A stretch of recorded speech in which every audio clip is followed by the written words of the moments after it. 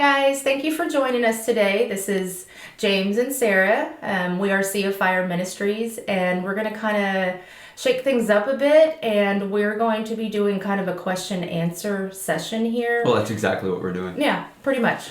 And so these were questions that we kind of thought of together, but at the same time in line with comments that we might have received on YouTube or through our website, or even comments. Did I say comments? Yes, you did. That's okay. Questions or comments.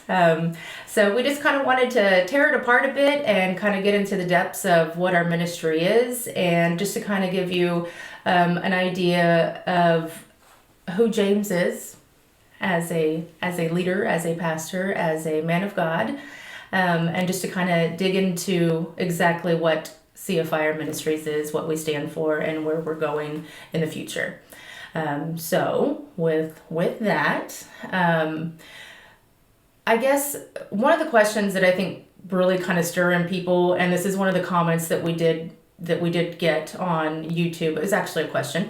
What does Sea of Fire stand for? What does it mean? So with that, I'll pass it over to James so he can give you his... That wasn't one of the questions agreed upon, so...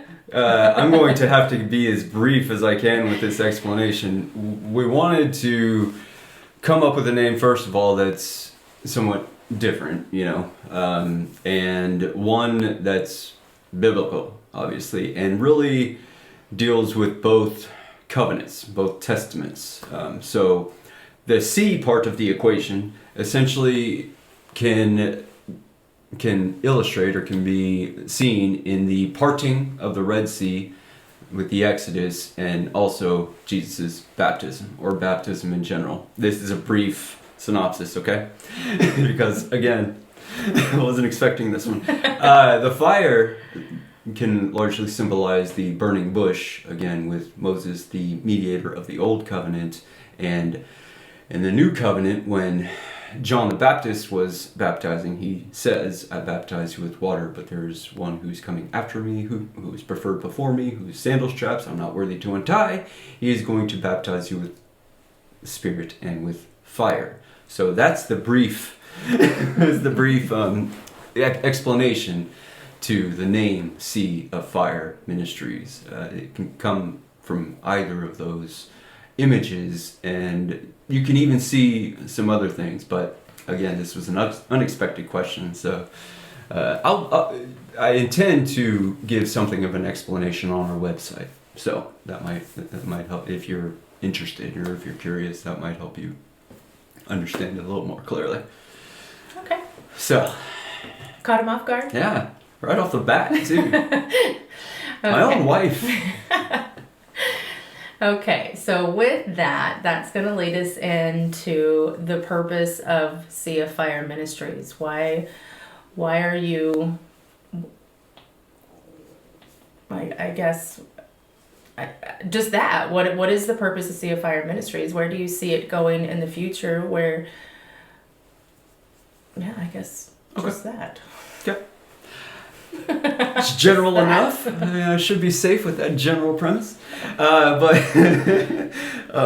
So the purpose or the mission, largely, of Sea of Fire Ministries, now that we are we've decided with through much prayer and so on, that we are going to be a parachurch ministry. So what we want to do is partner with churches. So we're not going to be a church entity in and of ourselves. We're going to be a supporting ministry, so to come alongside other ministries or your churches and so on. So this can be done through a number of ways, and let me just give a few so you can get an idea as to what that might entail. One is simple enough, essentially doing what we're doing now at your church, even just one message, and we can tailor it in such a way to do that.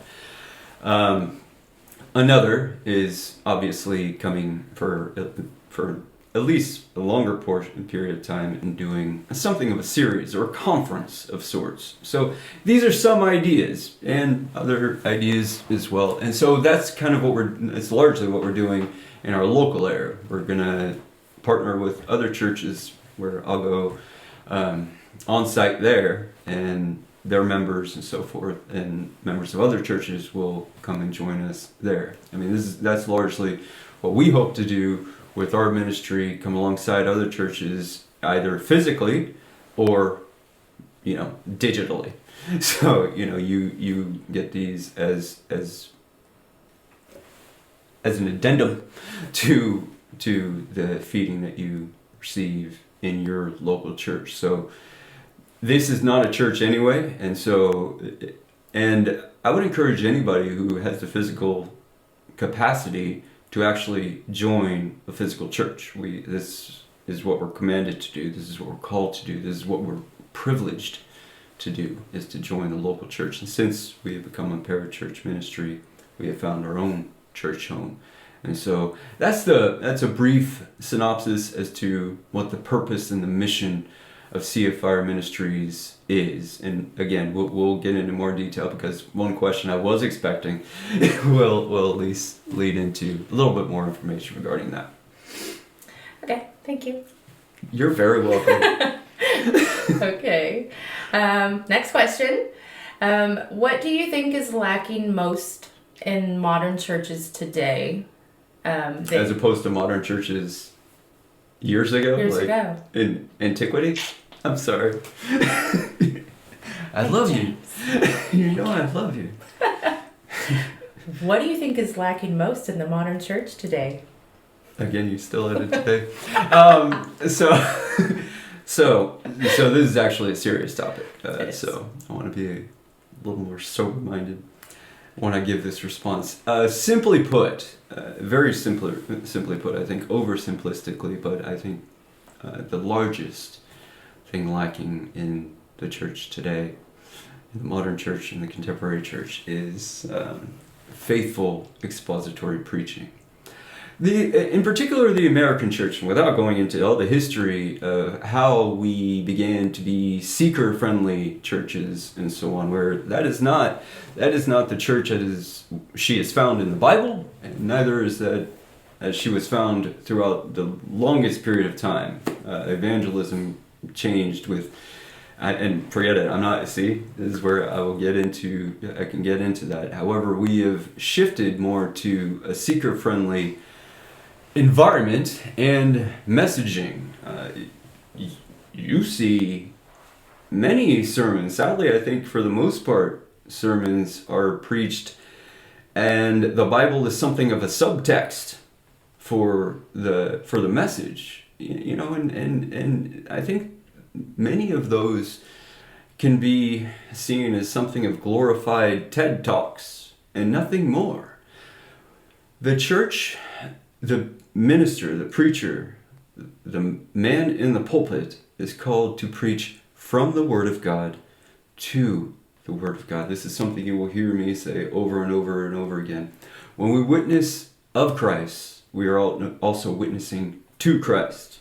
So when you give a sermon, when you preach, that must be a sermon that would be well received by Christ himself. And is my opinion, my humble opinion, the church would be lacking in that area if he were to do such a thing today. We preach from the Word of God to the Word of God, or we do not preach at all. And so I think that is largely where we find and why we find the church so lethargic today, to put it simply and humbly. Nice. And how do you think we can regain this loss? Well, hopefully, that's where my passion is. I've been very reluctant to go into the ministry, as you might have been able to tell in our previous video, for a variety of reasons. Mostly, though, with what James says in chapter 3 in his epistle. And I would be to God if more preachers read that and meditated upon it, because it gave me great fear. Great fear.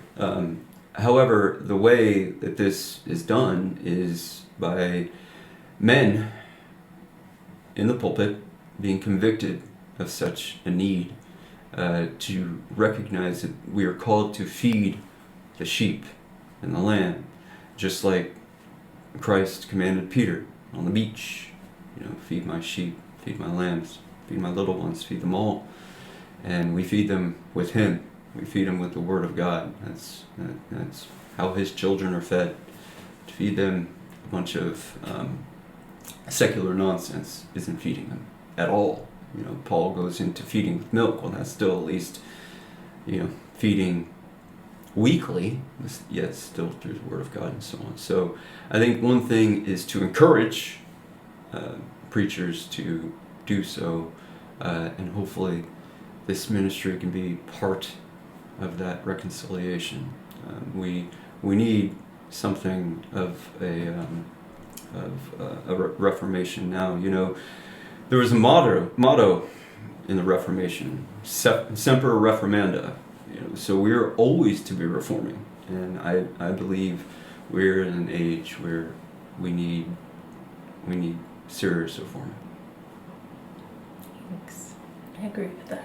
Thank you. And so again, I think the only way to do that is by God's grace and by brothers and sisters encouraging such a change. This is what we need.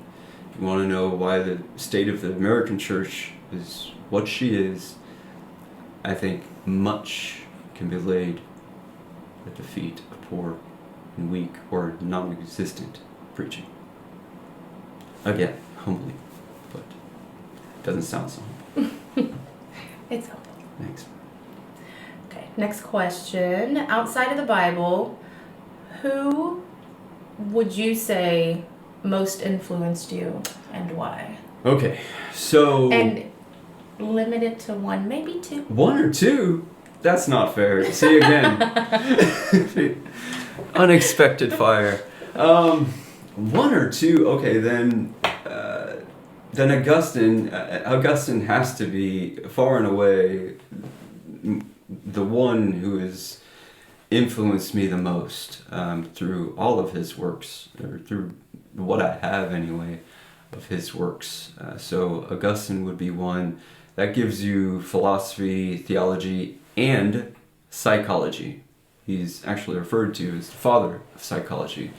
He discussed the noetic effects of the fall. This has to do with mind. So, and I'm already going longer than is necessary to answer this question. So, one would be Augustine. If I'm forced to just two, then the other would have to be Jonathan Edwards. I think he had the most prolific mind in American history. I think he's the greatest philosopher and theologian of the American lifetime, of our existence as America. So, and even he, largely philosophically and theologically, and his sermons, I think, stand the test of time, and are a great example of Puritan sermons. His most famous one, "Sinners in the Hands of an Angry God," that's the most read, but he has many that are not as graphic in that way. And so he would always talk about the sweetness of God, and it's kind of his favorite word. I love Jonathan Edwards, and I love Augustine, but so if I'm limited to just two, then those would be my two. Nice. Okay, next question. What would you say to the growing pessimism regarding the church who has been corrupted by scandals? Yeah, this is a serious question. They're all serious. Probably even more so fairly recently. What I would say to that, let me first say, men are never too far from the grace of God, and to put yourself in scandal as a minister, as a preacher, and we've seen some recently. I've had this encounter throughout my own pilgrimage as well, and it causes you to wrestle with many things. One, I would just say, these men, even no matter how tragic their fall, they are not so far away from the grace and forgiveness of God. However, that one, should it be such a fall, must never enter the pulpit again. That is also biblical. They are to be restored into the fellowship, and that should suffice anyway. They're never to enter the pulpit again. As to the disillusionment that may arise as a result of that, because you put a lot of your trust in these people, and I think men begin with the greatest intentions, and many different things can lead to such a fall. Just not being so careful. I mean, you have to be so deliberate and so intentional, and to be careful. Just that at the outset, just being extra diligent. So without that, and many other things besides, can lead to such a decline. And so what I would say, though, and what I am obviously saying, is to put this very simply, our faith, and this is obvious, and you know this, but our faith isn't in our preacher, it isn't in our pastor, it isn't in our minister, it isn't even in our husband or wife. It's in Jesus Christ himself, who is actually the sinless one and altogether perfect. So I would cast your fears and your shattered hopes and disillusionments upon Christ, who is the only one who can actually do anything about it. So that's my simple answer. That's probably oversimplistic, but believe me when I say I understand. I do understand that sentiment. Again, especially today, we've seen many, even in Texas, sadly, fall away to their own detriment, and I think to the detriment of the church. Yes, I agree. Good. Otherwise, we would have argued. Don't know. Next question. Church history. Do you think the church should know more about her history? Of course. And why? Well, of course. So, I'm a student of history. I always have been. This is one subject I've always been interested in. Secular history, but now, obviously, biblical history, for a variety of reasons. You really can't know where you're going unless you know where you've been. Is how I could simply put it. Even in our family paradigm, it would actually behoove us knowing more about our ancestry, knowing more about who we come from, and so on, to paint a more clear, a clearer picture as to where we should be going. So, but church history specifically, I think can be a useful tool for the church. Again, going back to being careful and diligent about not falling away and not falling into certain patterns that the world finds or falls into. It would be to know where we come from and to see God's abundant and faithful hand through the history of the church. But the history of the church isn't like sunshine and rainbows and unicorns and lollipops. There were the dark ages. There were periods of ascension and descension. Even Israel in the Old Testament, you find this. So we shouldn't be surprised about this, about that same trend, for lack of a better word. But it would do us well to know our faithful brothers and sisters who came before us and who paved the way, and thus we would get a clearer picture as to what that way is if we could stand on the shoulders of those who came before us. So again, another very brief answer, because I'm trying to get through as many of these as we can. But very brief answer. I just think that could be a very useful tool, and I think it's unfortunate that the Christians in general aren't as interested in it as I think we should be. Again, this is just one of the curiosities that God blessed me with. I had to know.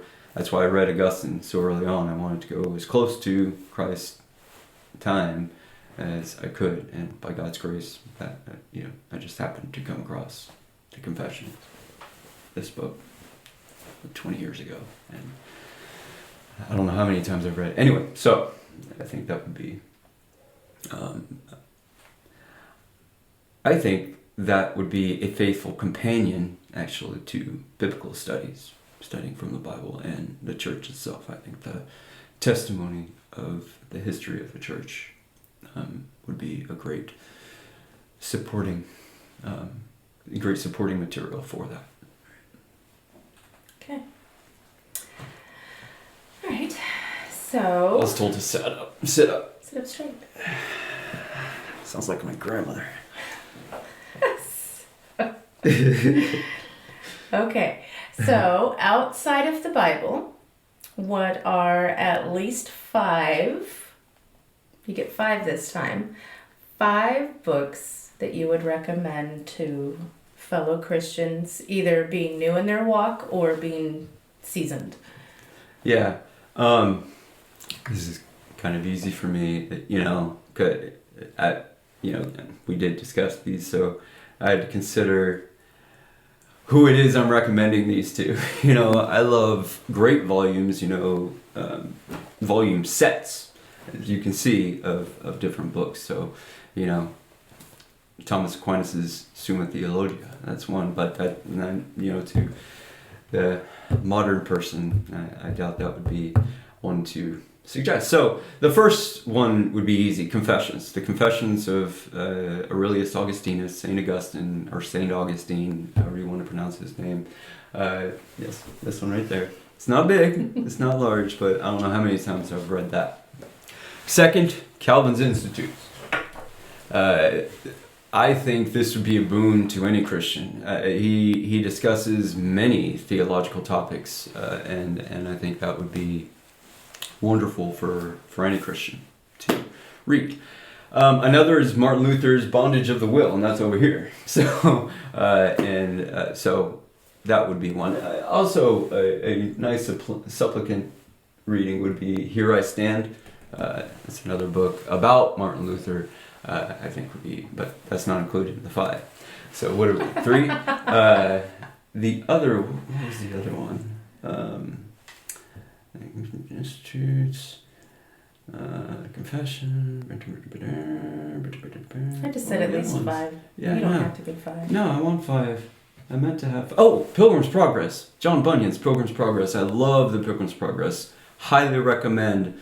That should have been second, in fact. Well, maybe not, but Pilgrim's Progress. In fact, sometimes we use that as illustrations, Pilgrim's Progress. So I think that would be very enriching for any Christian. And the 5th, I think I waffled between this one, so I'm going to give a few. I'm going to cheat. Yeah, well, you limited me to 2 people, so I'll use that. Here. The first one would be Orthodoxy from G.K. Chesterton, Gilbert Keith Chesterton. He was actually a Catholic, but a great apologist. So Orthodoxy, this one, so a very thin one, but it's actually the second volume of Heretics. You don't have to read Heretics. Heretics is essentially what he's speaking against, and then people raise the question, what are you arguing for? And that's where he wrote his book Orthodoxy, one of my favorite books. The insight of that man and how poignant he was, and such a in one sentence or 2 sentences, he can put so much in so little. So I definitely recommend that. And so my cheating one is either Mere Christianity, Miracles from C.S. Lewis also, but people find that a little more abstract than they like. I don't know why, to be honest, but I love that, or The Abolition of Man, or the Screwtape Letter. So one of any of those. But yeah, top 5, if I had Ish. to be technical, would be the Confessions, Pilgrim's Progress, the Institutes, the Bondage of the Will, and Orthodoxy. That was difficult, huh? It is. To limit it to 5. Yeah. Good job. Thanks.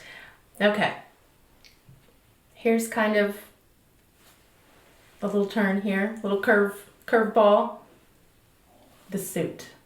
Oh, okay. Explain to your viewers, because in the beginning you didn't wear a suit. When we first started, you were dressed down a bit, a little more comfortable, a little more relaxed, casual, and then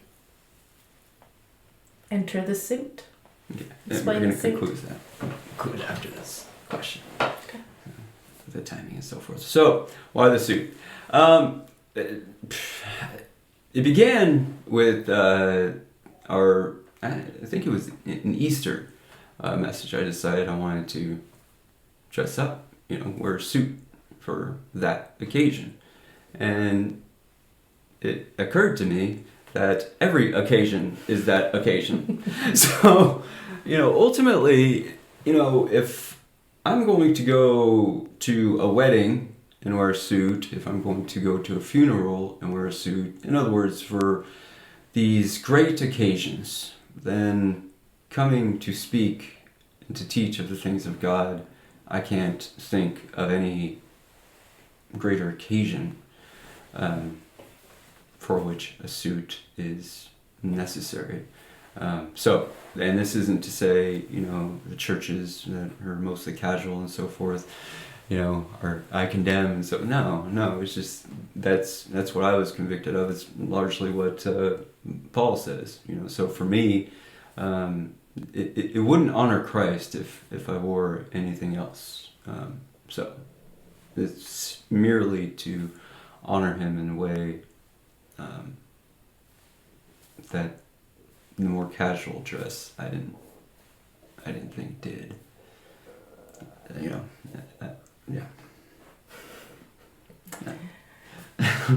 Do we have time for one more? No. We wanted to keep these short and sweet. I'm sorry, a little curveball hurt. So we want to have these, actually, the question and answer sessions, perhaps quarterly is kind of what we have in mind. So we encourage you to submit your questions to, for now, how about james@seaoffire.org. I'm not the only one who gets those, but that one's probably the first. Well, I guess Jehu's not getting them anymore, so I am the only one. But anyway, so send your questions to those, and if you even just have a question for yourself and you want to interact and so on. But if you want, to give us some questions to ask when we do these, please use that email, and we'd be more than happy to do so. So we had one more question, and so we'll just add that, to that occasion. To the next one. To the next one. Yeah. So I hope this has helped you. I hope this answers some questions that you may or may not have had, and maybe gives you a better idea as to what, certainly what we believe our calling is as relates to this ministry. My lovely wife Sarah, do you have anything to add? No, just thank you guys, and again, feel free to send us questions, comments, concerns, and like James said, we'll answer these questions on these little question answers sessions that we'll be doing. But thanks for joining us and being a part of our little sit down question answer. Until next time, God bless. May God richly bless you.